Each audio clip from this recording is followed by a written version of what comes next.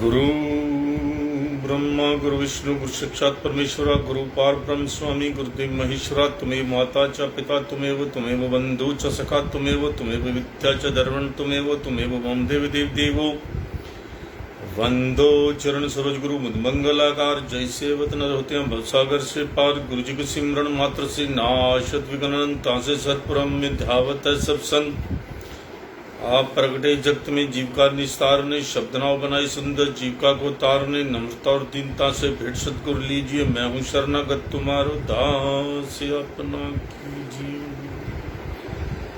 बोलो जयकारा बोल मेरे श्री गुरु महाराज जी की जय।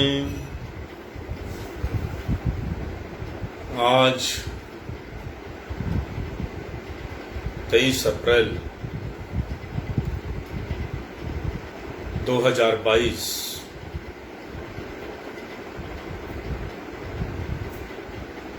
अमृतवाणी सेवा ट्रस्ट एवं हरिहर सत्संग मंडल की तरफ से दैनिक सत्संग का कार्यक्रम आरंभ करते हैं अमृत वचनों के साथ। अभी 28 अप्रैल को 2 साल हो जाएंगे अमृत वचन जो है हमारा ये सत्संग शुरू हुए पूरे 2 साल हो जाएंगे 28 अप्रैल को। मुश्किल से इसके अंदर 10-20 दिन अगर मिस हुए होंगे, कभी हम सत्संग नहीं कर पाए होंगे, टाइम का जरूर मिस्टेक हो सकती है आगे पीछे, कभी 1 से 2 का टाइम रखा हुआ है, कहीं कोरोना में तो टाइम पे चलते रहे लेकिन थोड़ा सा आगे पीछे मिस हो गए।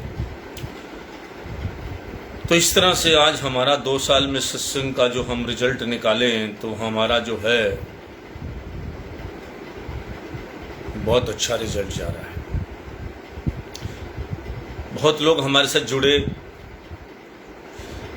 बहुत लोग जुड़े हमारे सत्संग के। उल्टा हमारे बिजनेस की इतनी प्रशंसा नहीं होती काम की जितने हमारे सत्संग के अंदर जो है लोग हमारे साथ जुड़ते हैं। और मुझे बड़ा अच्छा लगता है जब सत्संग को ध्यानपूर्वक सुनते हैं। संसार तो इसी तरह चलता रहेगा अब, लेकिन क्या है कि ये भगवान ने एक जो जीवन का एक वो भी दे रखा है, संसार के जो जिम्मेदारियां दे रखी हैं उन जिम्मेदारियों को निभाने के लिए काम धंधा भी करना पड़ता है। और कुदरत ने यही कहा है कि संसार में रहकर काम भी करो और नाम भी जपो। तो 2 साल में हमने ये बात बड़ी अच्छी तरह सच अनुभव कर ली। अनुभव तो शुरू से था कि जितना भी जो भगवान के नज़दीक रहेगा वो उतना सुखी रहेगा, उतना तन से सुखी रहेगा, उतना मन से सुखी रहेगा, उतना मानसिक शांति उसको मिलेगी जो भगवान के साथ जुड़ा रहेगा, जो सत्संग के साथ जुड़ा रहेगा। जो नित्य जो भी काम करेगा उसको उस चीज़ का जो है एक आप गमले में आप उसका पूरा ध्यान रखते हैं, गुड़ाई करते हैं, आप उसको जो है पानी देते हैं, उसको खाद देते हैं, तो उसके आप देखो कि कितना शानदार उसके अंदर जो फूल है पूरी जो है पूरी जान लड़ा के जो है फूल उगता है उसके अंदर। अगर उसकी मिट्टी कमज़ोर है, उसके अंदर खाद नहीं है, उसके अंदर जो है उसको हवा पानी समय पर नहीं मिल रहा, धूप नहीं मिलती पौधे को, जो भी जिस टेस्ट का पौधा है फूल नहीं उगेगा उस पर, कभी भी नहीं उगेगा तो बड़ा कमज़ोर होगा, कली आने तक ही वो खिलेगा ही नहीं। इसी तरह हम अपनी आत्मा का हमें ध्यान रखना चाहिए कि हम एक नहीं हैं, दो हैं, एक शरीर है, एक उसके अंदर एक परमात्मा बैठा है। उस परमात्मा के हम अंशी हैं। उस आत्मा का भोजन क्या है? उस आत्मा का भोजन है नाम का जाप, सच बोलना, दयालुता, परोपकार, प्रेम, आपसी प्यार। भेदभाव का कोई मतलब नहीं इस आत्मा का, क्योंकि सभी सृष्टि के अंदर जितने भी जीव हैं वो सभी एक के अंशी हैं, एक परमात्मा के अंशी हैं। चाहे वो ईसाई है, चाहे मुस्लिम है, चाहे कोई भी जात का है। और जो गलत करेगा उसको सजा जरूर मिलेगी। भगवान नहीं देखता जात बरादरी, क्योंकि उसके तो सारे ही बच्चे हैं। बच्चों को खुद समझना चाहिए कि हम कहाँ जा रहे हैं, पतन में जा रहे हैं या किस काम के लिए, कहाँ हमें जन्म मिला, क्यों जन्म मिला। क्या यही गलत कामों के लिए जन्म मिला?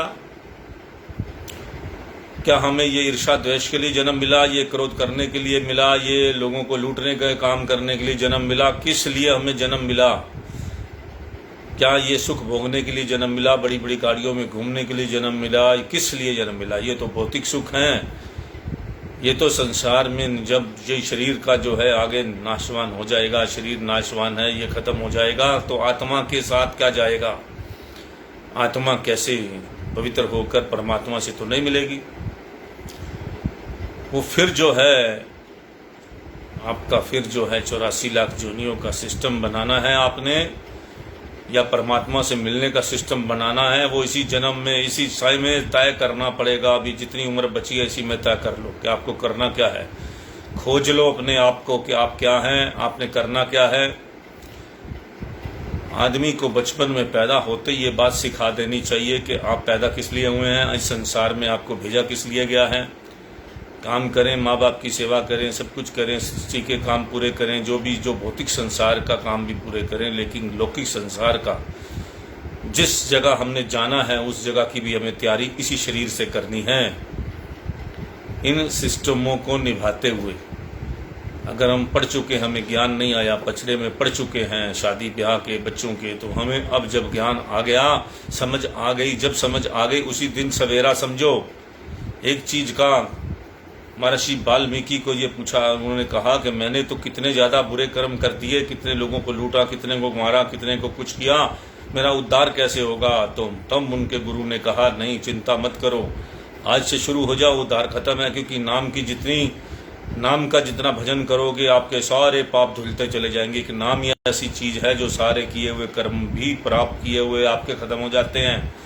इतनी बड़ी उदाहरण हमारे दुनिया के अंदर हैं, हमारे ग्रंथों के अंदर हैं, मगर हम क्या कर रहे हैं? भटक रहे हैं। हम जात पात ये वो सब फजूल की बातों के अंदर घुस रहे हैं। हम जितनी भी काम कर रहे हैं हमारा इसमें पेट भरना, एक कुत्ता भी पेट भरता है। एक मेरा ब्रदर था, वो डॉक्टर था, उसने एक एक्सपेरिमेंट किया। उसने देखो ये जो कुत्ते के बच्चे को कपड़े थोड़े डाल के, ये तो ऐसे ही पैदा होते हैं, ऐसे कहीं भी ठंड में भी कभी जिंदा हो जाते हैं। अभी एक हमारे यहाँ भी एक कुत्ते यानी बच्चे दिए हैं, एक एग्जाम्पल बता रहा हूँ। तो वो इतनी गर्मी में इतनी वो मोटर जहाँ चलती है वहाँ पे उसने बच्चे दिए हैं, उसको बिना केयर के वो बच्चे अब जो हैं बाहर निकल आए हैं। बिना मैं देखता हूँ उनको, जो है वो पानी पिलाता हूँ उनको, जो है वो जो, तो इस तरह करके जो है मैं देखता हूँ सब पल जाते हैं दुनिया में। खाने पीने का सिस्टम कुदरत ने जो प्रारब्ध दिया उस हिसाब से वो भी पल रहे हैं, वो भी पल रहे हैं, सब पल जाते हैं। लेकिन असली मकसद उन पशुओं को नहीं पता। इंसान की जो जोनी है, भगवान जो कहते हैं, परमात्मा कहते हैं, जो महापुरुष कहते हैं कि इंसान का रूप हमें कितनी जोनियों के बाद मिला है। क्या फिर नरक में जाना है? फिर आगे की पढ़ाई करनी है या नहीं करनी? अगर भक्ति की पढ़ाई में बैठेंगे तो शायद हमें मनुष्य जन्म फिर मिल जाएगा। क्योंकि मुक्ति के लिए फिर अगर हम कोशिश करते रहते हैं जन्म से दूसरे जन्म, तो मनुष्य जन्म के अधिकारी बने रहते हैं। ये ग्रंथ कहते हैं, ये गुरु कहते हैं, ये महापुरुष कहते हैं। मगर अगर हम बुरे कामों में लग गए तो हम तो बैग मारेंगे ना, पीछे चलेंगे ना, क्लास डाउन हो, हमारी जो क्वालिटी है वो खत्म होती जाएगी। हम नरकों की तरफ बढ़ना शुरू हो जाएंगे। अब आपने लाइन कैसे बदलनी है? रेलवे लाइन है, एक तरफ जा रहे हैं, अगर बुरी लाइन पे जा रहे हैं, अगर आप चल पड़े हैं गलत, समझो गलत चल पड़े हैं, तो रास्ते में बहुत पड़ाव आते हैं सीधा रास्ता पकड़ने के लिए। अब यहाँ से चले बॉम्बे के लिए, अगर रास्ते में आपको पता लग गया कि हम गलत जा रहे हैं, ये रास्ता मेरा नहीं है, तो वहाँ से अनंतपुर धाम का भी रास्ता जाता है, वहाँ से परलोक का भी रास्ता जाता है। अगर आपको बस आधे रास्ते में पता लग जाए कि जिधर मैं बॉम्बे जा रहा हूँ ये तो डूबने की जगह, यहाँ समुद्र है, और एक जगह ऐसी है जहाँ स्वर्ग है, और आप वहाँ से कांटा बदल सकते हो, रास्ते में कहीं से भी घूम सकते हो। अपनी ट्रेन का अपने आप का कांटा बदल के जब आपको समझ आ जाए, इसी तरह हम जो हैं जिस रास्ते पर चले, अगर हमें नई शिक्षा मिली, जब हमें समझ आ गई भगवान की, जब हमें समझ आ जाए तो भगवान है, उसी समय हमें भगवान की खोज कर देनी शुरू हो जानी चाहिए कि भगवान है कहाँ। भगवान कहीं बाहर नहीं है, लेकिन महापुरुषों जैसे बताए, जो गुरु बताए, जो संत बताए, वो इतनी इजी लैंग्वेज में बताते हैं, उनका प्रभावशाली तरीका होता है। हम तो पढ़ के आपको बता रहे हैं, और जो हमें ज्ञान हुआ है उतना बता रहे हैं। जो महापुरुष होते हैं, जो पूर्ण संत होते हैं, वो पहुँचे हुए संत होते हैं, वो बताते हैं शॉर्टकट तरीका। वो आत्मा को देख लेते हैं कि इसको कितना बड़ा डोज देना है। एक डॉक्टर जो होता है वो पेशेंट को हम तो किताब पढ़ के बताएंगे, और वो जो महापुरुषों को तो आपकी शक्ल देख के, आपकी आत्मा को देखेंगे, वो आपकी आत्मा कितनी मैली है, ये कौन से साबुन से ठीक होगी, कौन से स्वच्छ होगी। तो इसी तरह जो है उस सिस्टम से चलकर आप जो है स्वच्छता की तरफ बढ़ सकते हो, आत्मा को पवित्र कर सकते हो। ये महापुरुष जो हैं, ये सच्चे संत आपकी जो है आपको फिर बताएंगे तरीका कि आप कौन से रास्ते पे जाओ कि थोड़े से समय के अंदर जो है। लेकिन महापुरुषों ने एक बात बता दी है कि नाम का उपदेश लो और उसको जाप करो। जो हमारे अंदर 24 घंटे ऑलरेडी वो नाम चल रहा है, लेकिन हम भूल चुके हैं। उस माया के अंदर हम अपना सिस्टम में फंसकर, लोभ में, लालच में, वासना में फंसकर अपने आप को बर्बाद कर रहे हैं। अपना घमंड के अंदर अपनी ज़िंदगी खराब कर रहे हैं। इस घमंड के अंदर पड़ के अपना जो है प्रेम पूर्वक जो है जीवन बिताने के लिए, और बिना जो है अपना इसको जो है गलत चक्रों में पड़े बगैर अगर जीवन को सीधे रास्ते पर साफ सुथरे ढंग से चलो तो आनंद ही आनंद है। बाहर नहीं है, कोई शांति नहीं है। जितना मर्जी भटको आप दुनिया के किसी भी, चाहे गोवा जाओ, आप बेंगलोर जाओ, हैदराबाद जाओ, सारी हिंदुस्तान वर्ल्ड घूम लो, कनाडा घुमाओ, आप लंदन घूमो, पेरिस घूमो, आँखों को ही संतुष्टि मिलेगी। हो बड़ा सुंदर है, बड़ा ये दृश्य सुंदर है। मगर जब अंतर्दृष्टि करके आप जो हैं, कल भी मैं 2 दिन से आपको समझा रहा हूँ कि अपना त्रिकुटी में ध्यान लगाकर, ये जो बॉर्डर लाइन है इसके नीचे सारी मन की माया है, इसके नीचे मन का राज है सारा। आँखों के नीचे मस्तक से यहाँ हम तिलक लगाते हैं, जहाँ इसके नीचे जो है पसारा जो है त्रिकुटी के, इसके नीचे सारा मन का पसारा है। इसके अंदर सब भौतिक सिस्टम है। और इसके बाद यहाँ से जब अंदर की नज़र से चलोगे तो इसके बाद फिर दुनिया के वो रूप है जिसको एक झलक मिल गई ना, 1 सेकंड के भी 10वें हिस्से की, 1000वें हिस्से की, तो उसको वो ढूंढता फिरेगा कस्तूरी की। जैसे मृग के अंदर कस्तूरी होती है, उसको नहीं पता कि मेरे अंदर है, वो ढूंढता है कि खुशबू कहाँ से आ रही है। ये खुशबू बाहर से नहीं आएगी, ये अंदर से आएगी। और जब अंदर से आपको समझ आ जाएगी कि ये सब कुछ अंदर आया, रोशनी अंदर है, सिस्टम अंदर है, तब आपको समझ आएगी कि भाई ये तो हम गलत जगह जा रहे हैं। इसको ढूंढना शुरू करो। जब आपको समझ आ गई कि भगवान है, परमात्मा है, अपने बच्चों को भी इसी रास्ते पे लगाना। ये जितने भी आपको बच्चे वगैरह, परिवार, ये सब लेने देने का संबंध है। कोई सगा नहीं आपका, सब लेने देने के संबंधी है। ये आपसे कर्जा लेने आए हैं। रास्ते में जो मुसाफिर मिलते हैं, जैसे ट्रेन में बैठो तो सभी टिकट लेके उस ट्रेन में बैठे होते हैं, और आपस में मिल बांट कर जब समय उतर जाता है, अपना अपना स्टेशन आता है तो सभी उतर जाते हैं। इसी तरह ये जीवन है जो एक ट्रेन के अंदर हम सफ़र कर रहे हैं। वक्त के अंदर, संसार के अंदर, कलयुग के अंदर एक सफ़र कर रहे हैं। लेकिन इसके अंदर ये सारे जो हैं संबंधी रास्ते में जो सब मिले हैं, ये इसी तरह सारे अपने अपने स्टेशन पे आके उतर जाएंगे। जितने परिवार मिला है, जितना दोस्त मिले हैं, जितना ये है, सबके साथ घुल मिल कर अपना जो है, लेकिन जो इस सफ़र के अंदर भी, चलते हुए के अंदर भी उसमें नहीं खोता, उस दोस्तों यारों के साथ, उस ट्रेन के डब्बे के साथ सारा अपना टाइम पास कर दिया तो गलत हो गया। आपने तो याद ही नहीं रखा कि मेरे को क्या, मेरा मकसद क्या था, मैं इस ट्रेन में बैठा क्यों था। अगर ये भूल गए आप मैं बैठा क्यों था और मेरा मकसद क्या था, तो फिर तो यात्रा आएगी, आप भी उतर जाओगे उसी तरह जैसे सारे उतर गए। किया तो कुछ नहीं आपने, हिल मिल के अपना सब एक दूसरे की चिंता चुगली ये वो संसार की बातें करके आप उस डिब्बे में से, आपका टाइम आ गया, आपका उतर गया, इतना समय था। लेकिन यात्रा के अंदर एक बात आपने याद नहीं रखी, इस यात्रा के अंदर हमारा मकसद क्या लेके चले थे। हम इस डिब्बे में जो बैठे थे तो हमारा मकसद तो कुछ और था, वो हम मकसद पूरा नहीं कर पाते। हम अपना जो है उसी चक्कर में अपने आप को भूल गए। हम मकसद किसके साथ इसमें बैठे थे, हमने तो उस काम को करना था, इस काम को करना था, लेकिन हमने किया कुछ नहीं। बस उसी के अंदर, डिब्बे के अंदर जो यात्रा हमारी चली, हिल मिल के सब रिश्तेदारों, परिवार जो भी बन गया हमारा, वो नकली एक परिवार जो बना, इसी तरह ही आप इस संसार के डिब्बे के अंदर एक अपनी यात्रा के लिए आए हैं।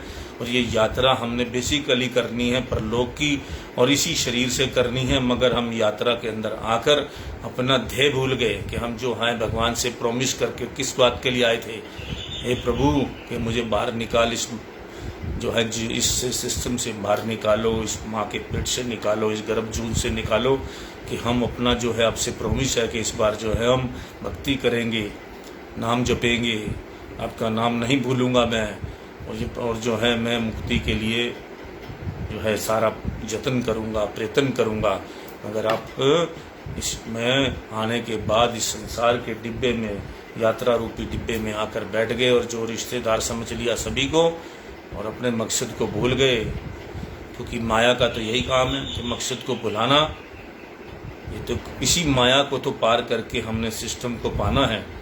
आप जब संसारी टारगेट लेके चलते हो कि मुझे डॉक्टर बनना, तो आपको दुनिया में कितने रास्ते में लोग आएंगे, कहेंगे ये बेकार है, ये कोई डॉक्टर का काम होता है, ये तो ऐसे पेशेंट देखते रहो, नेगेटिव काम है, कोई बनने देता आपको। इसी तरह जब इंजीनियर बनने लगते हो, लोग कहते हैं कि इंजीनियर तो इतनी दुनिया में ढेर बन चुके हैं, तुम बन के क्या करोगे। इसी तरह आप कुछ भी बनने लगते हो, लोग आपको जो है, दुनिया आपको माया पसारा फैलाती है कि नहीं बनो, नहीं बनो, नहीं बनो। लेकिन आपका मकसद मजबूत होता है। आप टीचर है बनना चाहते हो तो टीचर बन के रहते हो, आप पीएचडी करना चाहते हो तो आप पीएचडी अपने अनुसार जो है अपना मकसद पूरा कर लेते हो। सारी अड़चनों को पूरा करने के बाद भी अपने मकसद को आप पूरा कर लेते हो। तो इस भगवान का मकसद क्यों नहीं पकड़ते कि जो परमात्मा को हमने मिलना है, उस मिलने का मकसद हम पूरा नहीं करते। अगर हम अंदर ही अंदर इस मकसद को गुप्त रूप से चालू रखें कि हमें इस पढ़ाई के साथ उस पढ़ाई का भी ध्यान रखना है, और उस पढ़ाई के भी जो नियम है वो फॉलो करने हैं, तो आपके दोनों मकसद हल हो जाएंगे, संसारिक भी और आध्यात्मिक भी, दोनों काम पूरे हो जाएंगे। लेकिन हम एक मकसद को याद रखते हैं, पैसा कमाने वाले को, कुछ बनने वाले को।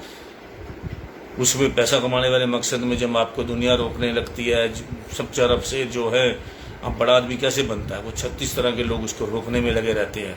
लेकिन उसको पता होता है कि मेरे को ये सब लोग जो हैं रास्ते में डिच कर जाएंगे, तो मुझे अपना ऊपर जाना है, बड़ा काम करना है, फैक्ट्री लगानी है, ये करना है, वो करना है। लोग गलत एडवाइस करेंगे, ये सब कुछ करेंगे, तब भी मुझे अपने मकसद को पाना है। तो जब आप उस मकसद को पा लेते हो, तो अगर ये भगवान का मकसद पाने का भी, भगवान को, परमात्मा को पाने का मकसद भी इतनी तरीके से आप उसको चलो और सबकी चाल में मत फंसो, काम क्रोध लोभ मोह अहंकार के चाल में मत फंसो, तो आप भगवान को प्राप्त कर सकते हो। कितनी बड़ी बात है कि टारगेट लेके चलो आप कि इस संसार के काम के साथ मुझे अंदर ही अंदर गुप्त रूप से अपने परमात्मा को, अपने सतगुरु को, अपने मालिक को, जो आत्मा को परमात्मा से मिलाने का है, उस काम को करना है। और मुझे बड़ी शुद्धता वाले काम करने हैं, मुझे बड़ी दयालुता वाले काम करने हैं, मुझे भगवान से प्रेम रखना है, मुझे सब कुछ करना है। मैं क्या हूँ, मैं एक इसका जीव हूँ, अपने बाप से मिलना है मुझे। सीधी सी बात है। एक बात शॉर्टकट में समझ लो, जो देसी भाषा में, कि इस आत्मा को उस परमात्मा के साथ मिलाना है। जो मेरे अंदर आत्मा है, मैं हूँ, जिसको मैं कह रहा हूँ वो मेरी आत्मा है, उसको परमात्मा से मिलाना है। बस मकसद रखो अपना, ये मकसद। समुद्र की बूंद जो है वो समुद्र में जानी है। अब कितना बड़ा प्रोसेस होता है समुद्र का। ये जो आप जमुना में पानी देखते हैं, कहाँ देखते हैं, सब जगह जो पानी है, आपके घर में गिलास में भी पानी है, ये भी उसी समुद्र से आया है और उसी में जाके मिलेगा। लेकिन कितना बड़ा प्रोसेस है कि पहले आप पानी यहाँ से आप गंदगी के थ्रू या कैसे भी यूज़ करते हो, फिर उसके बाद आपने बचपन में सिखाया जाता है स्कूल के अंदर के पानी का वर्षा कैसे होती है, समुद्र में पानी कैसे होता है, कहाँ से भाप बनता है, समुद्र की भाप बनकर बादल बनते हैं, बादल बन के जो है वो बरसते हैं जगह जगह, फिर बरस के वो नदियों में जाता है। सारा पानी एक जगह जाता है, भिन्न भिन्न जगहों से नदियों में आता है और फिर तो अपनी यात्रा करते, कोई हर शहर को पार करते हुए, हर सिस्टम को पार करते हुए और लास्ट में समुद्र में मिल जाता है। यही काम तरीका हमारे इस आत्मा की यात्रा का है। इसके अंदर भी गंदा पानी, दूसरा पानी, गंदगी चढ़ जाती है, कोई गंदी, कोई तो पता नहीं कहाँ का जन्म लेते हैं हम, कितनी इसके ऊपर हम अपना जो है कितने जन्मों का सिस्टम हम करते हैं। उसकी सफाई जब तक नहीं होगी, आत्मा साफ नहीं होगी, शुद्ध नहीं होगी, तो वो नहीं मिल सकती अपने समुद्र के साथ, अपने परमात्मा के साथ। तो जब तक शुद्धता नहीं आएगी उसके अंदर, सारी चीज़ें उसके अंदर, इसी तरह जो पंच भौतिक शरीर होता है हमारा, वो भी जब जलता है तो उसके अंदर भी जितने भी उसके अंदर राख बन जाता है, और राख भी जो है वो अपनी जगह पे चली जाती है। जब इसका विनाश होता है इस शरीर का, तो ये भी इसके अंदर फास्फोरस, दूसरे तीसरे कितने भी इसके अंदर जो अपनी अपनी जितनी भी वो हैं धुएं के साथ जो है वो सब पहुँच जाती हैं अपनी अपनी जगहों पर। जो चीज, जो धातु जिस चीज़ में है इस शरीर के अंदर, जितनी भी क्या कहते हैं कण है, सिस्टम है, जिस चीज़ का होता है उसी में जाके विलीन हो जाता है। जो मिट्टी है थोड़ी सी बचती, वो हमारी एक डब्बी सी मिट्टी बचती है, वो जाके हड्डियाँ वगैरह उसी में विलीन हो जाती हैं। फिर वो हड्डियाँ फिर वापस अपने अपने कैल्शियम में चला जाएगा, फास्फोरस में बन जाएगा, सबका अपना अपना मेल हो जाएगा। इसी तरह जब सब चीज़ों का मेल हो जाएगा, सभी केमिकल्स आपस में मिल जाएंगे। मांस किस चीज़ से बना हुआ है, खून किस चीज़ से बना हुआ है, उसके जितने पदार्थ जो भी अपनी अपनी चीज़ों में जलने के बाद, ज़मीन में गाड़ने के बाद, सब चीज़ें आज नहीं तो विनाश हो जाएंगी और अपनी अपनी चीज़ों में, चाहे मिट्टी के थ्रू मिले चाहे जलने के थ्रू मिले, वो अपने अपनी चीज़ें अपने अपनी लोग अपने अपने सिस्टम में मिल जाएंगी। इसी तरह एक चीज़ रह जाएगी, वो है आत्मा। और वो परमात्मा से कब मिलेगी? वो मिलेगी जब हम परमपिता परमात्मा के याद रखेंगे, उसके साथ हमारा गठबंधन रहेगा। जब मरेंगे तो सीधा हमारी उनके साथ ट्यूनिंग होगी, सीधी आत्मा उस परमात्मा में जाके मेल खा लेगी। और ट्यूनिंग नहीं होगी, पर्दा होगा उसके अंदर, माया का पर्दा अगर ऊपर भी तक चला गया, हम याद नहीं किया भगवान को, और भगवान को याद करने के बाद मरते समय हमने इधर उधर परिवार के जो रास्ते में फिजूल के लोगों से इधर उधर हम मिलते रहे, उनके दिमाग में हमारे चलते रहे। परमात्मा क्या कहता है, जिसका मेरी तरफ ध्यान होता है मैं उसको फटाफट वो मेरी तरफ आ जाता है, और जिसका जिसकी तरफ ध्यान होता है वो उन्हीं चीज़ों में, योनियों में चला जाता है। सीधी सीधी बात है, इसमें फंडा ही बड़ा क्लियर है, इसमें ज़्यादा सोचने वाली बात ही नहीं है। कि जिसका जिधर ध्यान होगा, अगर रिश्तेदारों में होगा, किसी चीज़ में होगा, जैसे कृषि का ध्यान चला गया कुछ खाने की तरफ, आम की तरफ, तो उसका वो आम में कीड़ा बन गया जाके। तो इसी तरह जो है जिसका जिसमें ध्यान चला जाएगा, लास्ट में जिसका जो हनुमान जी को मानता है उस लोक में जाएगा, जो मातृ लोक वाला है, जो माता पिता को लास्ट में याद करता है। अंत समय, ये भगवान ने गीता में लिखा है, अंत समय जिसको आप ध्याओगे, जिसको याद करोगे, उधर ही पहुंच जाओगे। ये सांप जोनी क्या है, जो अपना क्या कहते हैं भगवान के अंत समय गुरबानी में पढ़ लीजिए, जो धन को याद करेगा वो सांप की जोनी में जाएगा, जो बच्चों को याद करेगा वो सूर बनेगा। क्योंकि भगवान कहता है कि ये तो सारी बेकार बेकार चीज़ों में मैंने थोड़ा मांगे, आपने इन्हीं बच्चों में मांगे, बच्चे जिस जून में होंगे उसी जून में वहीं पहुंच जाओगे आप। ये सृष्टि का नियम है, जन्म होगा, ये मत सोचो। यही आत्मा रहेगी, आत्मा कभी नहीं मरती। दुनिया के सारे साइंटिस्ट वैज्ञानिक सब इस चीज़ को फाइनल कर चुके हैं, आत्मा का तो मरना है ही नहीं, ये शरीर जाता है बस। आत्मा तो अपना जो है वो घूमती है, या तो भटकेगी या उस स्थान पे जाएगी जहाँ आपका ध्यान होगा। तो इसलिए अपना ध्यान बच्चों को भी सिखाइए, खुद भी सीखिए कि अपना ध्यान हमेशा उस परमपिता परमात्मा की तरफ रखिए। जब भी खाली बैठो, जब भी हो, उसका नाम जपो।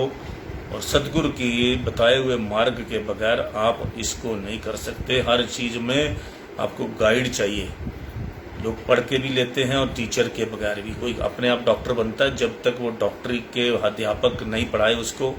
डॉक्टर का प्रोफेसर पढ़ाएगा, डॉक्टर का लेक्चरार पढ़ाएगा, जो भी इंजीनियर का पढ़ाएगा तो इंजीनियर बनेगा, डॉक्टर का पढ़ाएगा तो डॉक्टर बनेगा। इसी तरह जब आध्यात्मिक सिस्टम के अंदर भगवान से मिलना हो तो जो उसके रहबर हैं वो आपको भगवान से मिलाएंगे। सीधा सीधा आज आपने मैंने स्पष्ट भाषा में जो मैंने सीखा है वो आपको बता दिया। बड़ा शॉर्ट तरीका है, जिधर का रहबर होगा साथ लेके चलना पड़ेगा। हमें तो सतगुरु मिल चुके हैं, जिनको नहीं मिला वो पूर्ण सतगुरु की प्राप्ति करें। और तभी रहबर नहीं होगा जब तक कोई मार्ग में हमारा उंगली पकड़ के हमें नहीं ले जाएगा। तो अगर आपको किसी मंत्री से मिलना है, प्रधानमंत्री से मिलना है, जब तक आपको उंगली पकड़ के कोई नहीं ले जाएगा, रास्ते में सारी रुकावटें दूर नहीं करेगा, अपने आप नहीं मिल सकते। आप क्या तो बताओगे किसी को कि क्या हूँ मैं, क्या हूँ? जब तक आपकी पहचान नहीं होगी, पहचान नहीं कराएगा, कोई आगे नहीं बढ़ाएगा। इसी तरह जब तक महापुरुषों का हाथ पकड़ के वो अपने महापुरुष परिचय कराएंगे कि आदमी ठीक है जी, मिलना चाहता है, परमात्मा को कह देते हैं कि हमारी गारंटी है, ये बंदा ठीक है, इसको अपना। तो ये आत्मा को भी हमें जो है अपना तरीका ढूंढना है अपने मालिक से मिलने का। भूती भूली भटकी जिसको समझ आ गया कि परमात्मा साकार और निराकार की भी समझ आ गई कि साकार क्या होता है और निराकार क्या होता है। जब तक साकार की भक्ति नहीं करोगे, निराकार की प्राप्ति बड़ी मुश्किल है। तो निराकार प्रभु से जो हमारी ज्योति बिंदु जो हमारा जो है, इस आत्मा में से जो ज्योत निकलती है वो ज्योत में जाती है, और जो निराकार ज्योत में जाती है तो उसका जो है रास्ता जो राह में दिखाने वाले हैं वो सतगुरु हैं। सतगुरु जो हैं वो साक्षात भगवान है। जो रहबर होगा वो हमारा भगवान है, वो अपने रूप में आते हैं। महापुरुष अपना जो है भगवान के ही एक दूत हैं, एक अपना जो है उन्हीं के ही अंशी हैं। वही अपना परमात्मा साकार रूप में उनको भेजता है कि अपने रूहों को इकट्ठा करो और सही रास्ते पे इनके लाओ। ये एक सब ये भी कर्तव्य होता है। महापुरुष भी अपना पूरा सिस्टम पूरा करते हैं कि अपने अपनी रूहों को अपना जो सिस्टम है। जैसे आप लोया छाटना हो, लोया कैसे निकालते हैं? अगर मिट्टी में से लोया निकालना है, लोहे के कण निकालने कैसे करते हैं? एक मखनातीस जो है, जो इसको चुंबक कहते हैं, उसको मारते हैं तो वो सब चिपक जाता है, जितने कण कुन। इसी तरह महापुरुष होते हैं जो अपनी रूहों को इस संसार में अपनी तरफ खींचते हैं। जो है हमारे रूहें कहाँ हैं, नाम जपने वाली रूहें कहाँ हैं, वो खोज खोज कर अपने साथ अपने चरणों में लगाते हैं, उनको नाम उपदेश देते हैं। भटकी रूहों को जो है अपने चरणों में लगाते हैं। उसके बाद वो उनको अपना तरीका बताते हैं। तरीका बताकर वो जो है उनकी मुक्ति होती है। ये है जीवन चक्र। आज के सत्संग के अंदर मैंने आपको बहुत कुछ बता दिया है, और 2-4 वचन आपको थोड़े से सुनाता हूँ और एक सत्संग सुनाता हूँ। जैसा स्वयं को बनाना चाहिए, यदि वैसा नहीं बना पाए तो दूसरों को अपनी रुचि के अनुसार कैसा बनाओगे? सद्गुरु को प्रिय लगना चाहते हो तो किसी की निंदा ना करो, दुखी को धीरज दो। ये महापुरुष जो हैं, अगर आप चाहते हैं कि मैं पुरुषों के बहुत नज़दीक रहूं, एक तो ना तो किसी की निंदा करो, ना दुखी को धीरज दो। किसी की निंदा ना करो, दुखी को धीरज दो, निर्बल का बोझ उठा सहारा दो, अनजान को अच्छी सम्मति दो और बिछड़े हुए को मालिक से मिलाओ। सद्गुरु से निभाना गुरुमुख का परम कर्तव्य है। अपना आप गंवाना पड़ता है। स्वयं को अनजान समझ दूसरों को बुद्धिमान कहो, जीवा पर नियंत्रण रखो, मन को जीतो, सद्गुरु को प्रसन्न करो तो निभ जाने की संभावना है। तुम्हें सद्गुरु ने असीम कृपा करके शरण में रखा है।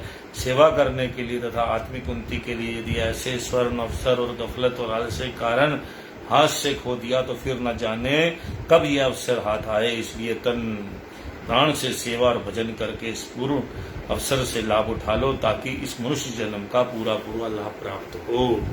बोलो जयकारा बोल मेरे श्री गुरु महाराज जी की। तो महापुरुष क्या कहते हैं? इस प्रेम स्वरूप भक्ति को पा लेने से मनुष्य को किसी वस्तु की इच्छा नहीं रह जाती। ना वह शौक करता है, ना ही द्वेष करता है, ना किसी वस्तु में आसक्त रहता है, ना ही वह विषय भोगों की प्राप्ति में उत्साह करता है। आपने ऐसी अमूल्य विनिधि ही प्राण प्रेमियों को प्रदान करने की जिसको पाकर संसार की चिलमिलाती माया उन्हें धूल दिखाई देती थी। संसार जिन विषय वासनाओं और भोगेश्वरों के पीछे दिन रात मदमत हुआ फिरता है और कुछ प्राप्त नहीं कर सकता, गुरुमुखों के पीछे वही सुख सामग्री स्वयं दौड़ी आती है। परंतु गुरुमुख प्रेम भक्ति रूपी चिंता मणि को प्राप्त कर इन सब को ठुकरा देते हैं। आपने जन संधारण तक इस संदेश को पहुंचाने का प्रयत्न किया, अर्थात हे जीव तू प्रेम अग्नि में अपने आप को जला दे। जब तेरा आपा भाव मिट जाएगा तब तुझे उस आनंद का पता चल जाएगा कि वे आनंद क्या है। इस प्रेम रूपी अमृत की धारा को तो हर समय बह रही है, उसमें 2 घुट पीकर देख कि कैसे दिल सदा प्रसन्न रहता है। ये प्रेम भक्ति का दिखाया गया है चित्रण हमारे गुरु महाराज जी ने कि भंवरे से पूछिए उसे फूलों से क्या रस मिलता है। वे अपनी मस्ती में फूल के मरकंदों को पीने में मस्त है, उसे क्या परवाह किसी को कुछ बताए। वह तो मस्ती में इतना लीन है कि पुष्प के बंद हो जाने पर भी उसे खबर नहीं।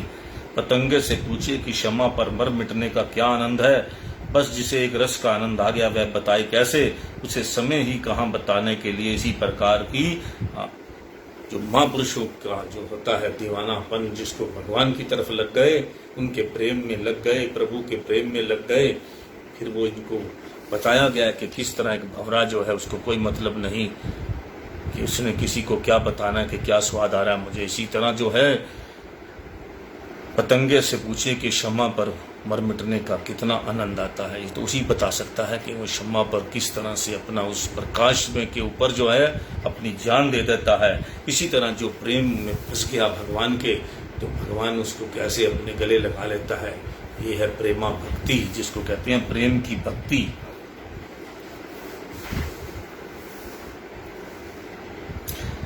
हे अर्जुन, ना तो बहुत खाने वाले का योग सिद्ध होता है, ना ही बिल्कुल ना खाने वाले का, ना अति सोने वाले का, ना ही अत्यंत जागने वाले का योग सिद्ध होता है। प्रत्युत दुखों कलेशों को हरने वाला योग तो यथा योगे आहार विहार करने वाले का, यथा योगे जागने और शयन करने वाले का सिद्ध होता है। भगवान ने कहा है, हे अर्जुन, ना तो बहुत खाने वाले का योग सिद्ध होता है, ना ही बिल्कुल ना खाने वाले का, भूखा रहने की भी जरूरत नहीं है भक्ति में, ना अधिक सोने से कुछ आपका कुछ होने वाला है, ना अधिक जागने का। जो एक दुख कलेशों को हरने वाला योग तो अपना सिस्टम बना हुआ है जो कुदरत का, उस पर चलने वाले का ही योग सिद्ध होता है। समय पर सारे काम करे, समय पर सोए, समय पर जागे, समय पर भगवान का नाम ले। इसके साथ ही जिस निष्काम कर्म योग का उपदेश गीता में भगवान श्री कृष्ण जी महाराज ने अर्जुन को दिया, भगवान श्री रामचंद्र जी ने महाराज जी ने जिस नवदा भक्ति का उपदेश शबरी को दिया, वही उपदेश सरल भाषा में श्री सद्गुरुदेव महाराज जी श्री तीसरी पातशाही जी ने अपने प्रेमियों सत्संगियों को दिया कि आप तय तिक्षिका प्रेम भक्ति पवित्रता एवं सदाचार की साक्षात मूर्ति थे। त्याग एवं वैराग्य आपके जीवन के मुख्य अंग थे। निष्काम भावपूर्ण कर्म करते रहना आपका मुख्य सिद्धांत था। इसी तरह महापुरुष जो खुद जिस रूप के होते हैं उसी रूप का दूसरों को बना लेते हैं।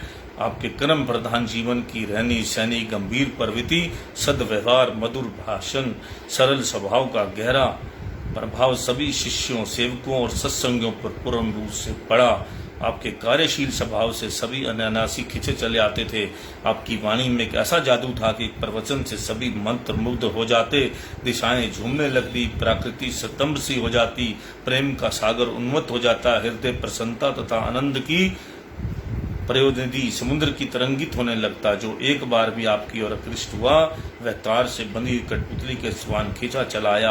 आपने सर्व हृदय विजयी चुंबकीय आकर्षण शक्ति, माल्य पवन सी सुगंधी भर देने का गुण, ये सब परमपिता परमात्मा महापुरुषों के गुण बता रहे हैं कि आप तीसरी पातशाही जी महाराज जी के अंदर कितना कुछ था कि उनकी तरफ सभी खींचे चले आते थे। उनका एक रूप ही ऐसा था जो सभी को मतवाला कर देता था। प्रेमा भक्ति का उन्होंने हमें पाठ पढ़ाया और आज हम जो है इसी को आगे अपनी सबसे शॉर्टकट जो भक्ति बताई गई है वो प्रेमा भक्ति बताई गई है कि अपने भगवान से, अपने इष्ट देव से प्यार करो। कईयों को देखो आप लड्डू गोपाल जी को सारा सफ़र में साथ रखते हैं, किसी को शंकर भगवान जी का, एक हमारे दोस्त थे वो शंकर शिवलिंग को अपने साथ रखते थे, जहाँ भी पहले शिवलिंग को रात को भी जल चढ़ा देते थे और रात को भी जो अपना सब काम कर लेते थे, ओम नमः शिवाय का पाठ कर लेते थे। तो जिसका प्रेम हो गया भगवान उसी रूप में उसको मिल गए। धन्य जट को कैसे मिल गए प्रेम की भक्ति में, कितने दुनिया को कैसे कैसे मिले। तो इसी तरह में आज के समय के अंदर, कलयुग के अंदर नाम की भक्ति और प्रेम की भक्ति इतनी शॉर्टकट है। भगवान तो ऐसे बैठे हैं, प्यार करके दिखाओ तो सही। तो आज का सत्संग हम यही समाप्त करते हैं। जय सच्चिदानंद। राम राम। सत श्री अकाल।